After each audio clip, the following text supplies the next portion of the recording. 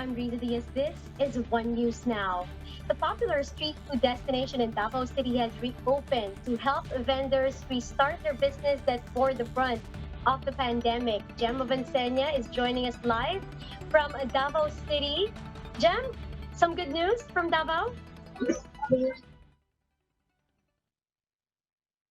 Finally reopens after months of shutting down due to the pandemic. Davao City Mayor Sara Duterte said that the local government decided to allow the night market's resumption despite increasing number of COVID-19 cases in the city so that affected vendors could already go back to their businesses. To mitigate the spread of the virus, the LG strictly implements health protocols such as wearing face masks and face shields. The customers are also required to undergo health screening and fill up contact tracing forms. Authorities also put up hand washing stations, and for security purposes, backpacks, non-transparent drinking bottles, and jackets are prohibited. These, as we can see here, only a few vendors reopen their stalls as some businessmen are still complying with their requirements. And to welcome customers, Davao City Police Office Band will serenade the night with Christmas songs. We also observed a lot of security personnel, and aside from policemen, there are also personnel from Task Force Davao and Bomb Squad. This is to ensure that the place will be secured from terrorists. Recall that around 15 people were killed and around 70 are wounded after the Rojas Night Market bombing in 2016. Visa.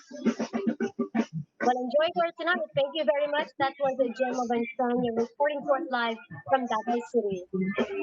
Meanwhile, Cabinet Secretary say the task force investigating PhilHealth is ready to submit a report on Monday in keeping with the president's deadline. Task Force head and Justice Secretary Minardo Guevara says investigations into the alleged irregularities in PhilHealth is not yet over. But he said they had to wrap up initial probes to make President Duterte's deadline for the task force initial findings and recommendations report.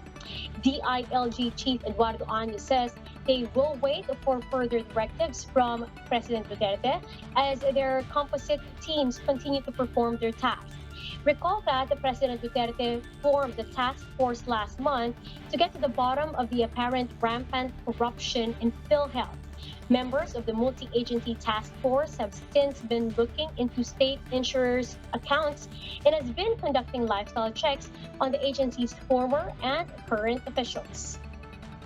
Now, speaking of Año, the Interior Department comes to the defense of the Environment Agency regarding the controversial white sand project in Manila Bay. The Interior Secretary even invited the public to see for themselves the, quote, rehabilitated and nourished beach, and, quote, once the project is finished. The DILG reiterated the Health Department's clarification on the health hazards of dolomite. It said the dolomite used along the baywalk is bigger than dust, so it doesn't get suspended in the air.